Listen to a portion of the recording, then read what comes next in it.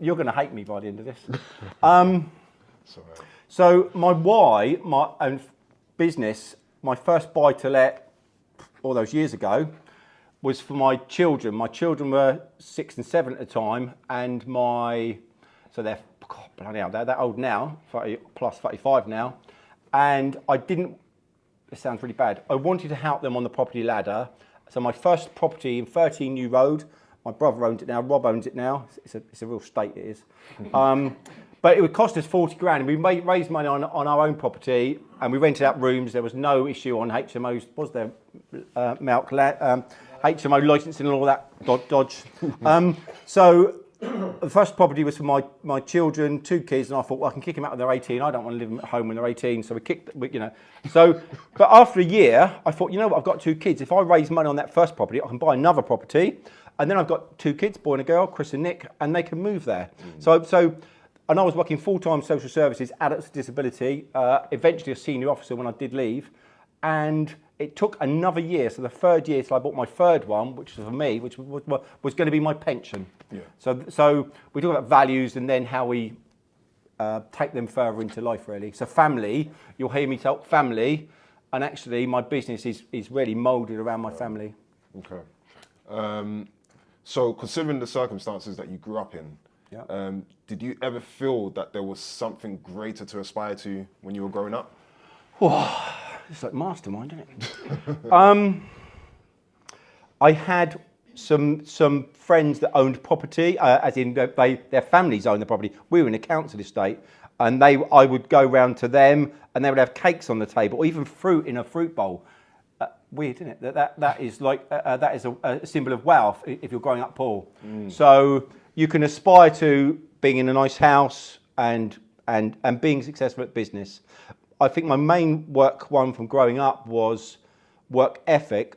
My parents would always work and earn. They may have menial jobs but there was always reasonable food on the table. Moving on a little bit further in your life. That's my Jimmy Savile picture there, by the way.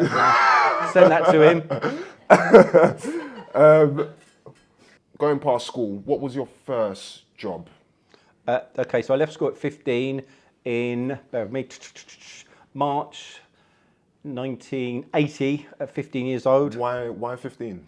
Because I had no qualification, I wasn't sitting in exams, and the teachers basically said, what are you coming to school for? You're not sitting in exams, just about go. I went, piss off then, I'll go, no problem, I don't need to be here. So no qualifications at 15.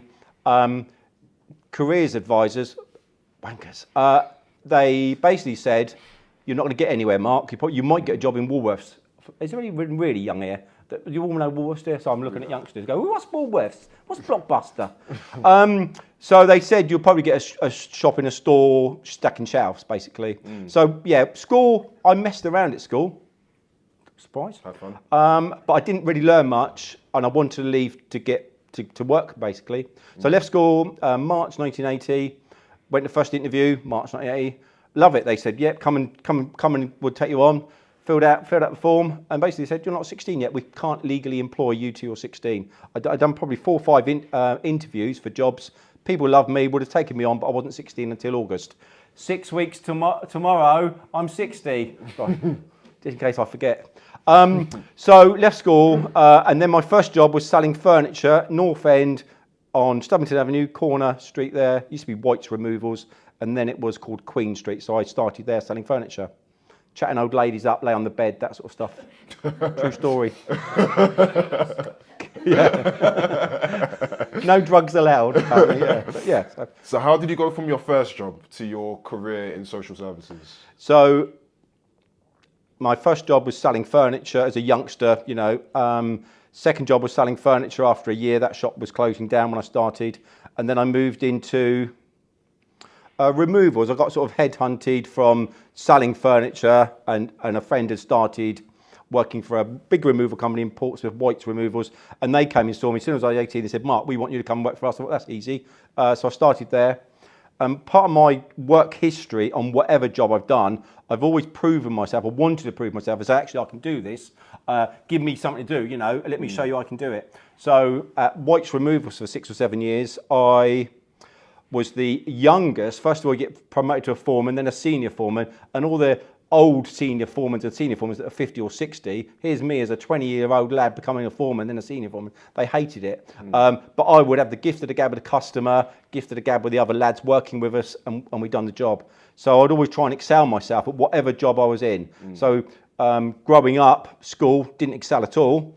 As soon as I started getting money for a job or proving myself, I wanted to prove myself to show those careers advisors they were not very well. They were very well educated. Was money part of that then? Did money form? So having no money to then being able to afford a pair of jeans, it's quite a shock to the system, you know, because we had sew-ups and, you know, patches on our clothes. So it's a bit of a shock to the system, but then you did work all the hours and you worked the overtime. So my work ethic was right. Okay. So then, and then during the removal business, I had a bad motorbike accident. The longest bone in your body is the femur. Broke my femur, smashed up my knee. That's why I'm doing some health stuff at the moment at the gym. Smashed up my ankle. In hospital for 3.5 months in traction, then physio, and then getting back to fitness. I couldn't go back to removals and stuff, so I had to start looking elsewhere. Okay. And that's when I approached social service at Cosham. We had a big unit up there, adults with disabilities, and they took me on as a store person. And then within a year, they put me as a salesperson. Then within a year, they put me in charge of another one production department, as well as doing sales. Then they put me in charge of 2 production areas, and I just kept excelling. They kept sending me on courses, and I'm not looking education. We all must go get the right education to what suits us. Yeah. So that's where my social services comes in, and I was there for about 15, 16 years. Okay. Even just as you're saying that, it sounds like you were juggling a lot from very early. Yeah, so, and I know you might be asking me a question about one of my hardest business ones. I've been married 37 years, and that is fucking hard. You might cut that swear. Again, if my wife sees this, and I'm still with my lovely wife, and she's really good. I don't know how she puts up with me. That's how I cope with the marriage, actually, because I couldn't cope with me. Where were we? I've gone off a tangent. All right, so we've dug yourself a big hole. Big hole.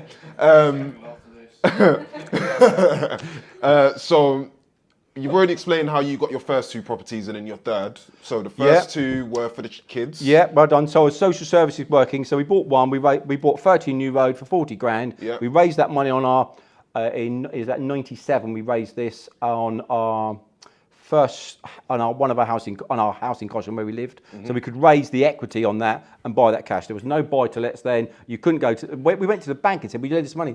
It's about your income. Your income covers your current mortgage. We're not going to lend you money to buy a house. So we took a second charge, paying 10% a year on a repayment. Borrowed 40 grand, bought 30 New Road, and then we refinanced that one later, and a year later, to buy 117 Newcombe Road in Fratton, and then got that one, and then we mortgaged that one to buy our third one, which is probably 40 Byron that we still own. And then that's how we started. So we had 3 then in 97, 98, 99. Okay, so that being the case, you had this full-time job. Yeah. You've got these 3 properties you're managing. Yeah. You've got a young family. Yeah. How did you manage all of this? I think, looking back at parents, I probably worked too hard.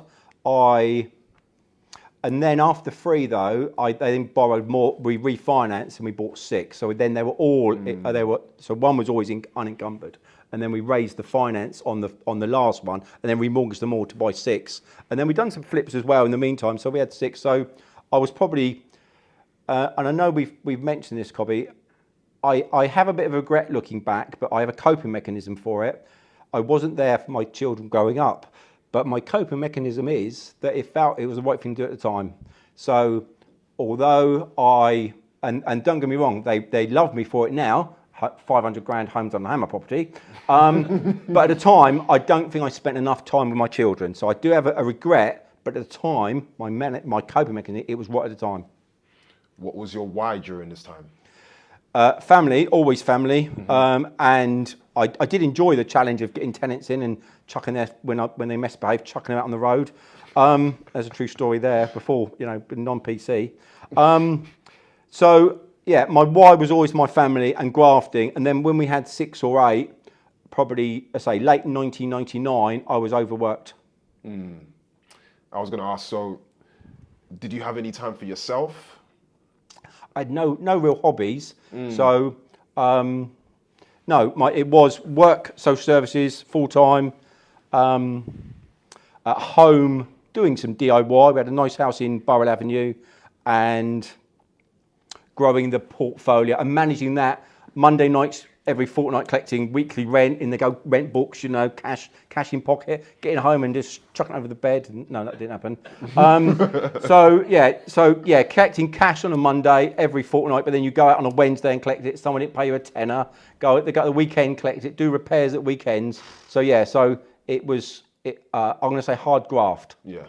If someone thinks, and I'm going off a tangent. Few years ago, lovely lady called Sarah Smith, ex-solicitor, said to me, when I gave a similar talk, but it wasn't as in depth as this, she said, Mark, I thought you had rich parents that helped you set it up. I thought, fucking, ugh. So no, and I don't mind talking about myself, because as long as I'm honest and I tell you how it is. So I definitely didn't have rich parents. I grafted, and I probably over-grafted, but I'm in a good place now. Can you give us 2 of your biggest personal challenges that you had to face? One physical and one mental, if possible. Thanks. I'm going to give you one, and it's physical and mental, and I apologise for not thinking through perhaps, and I knew this type of question was coming.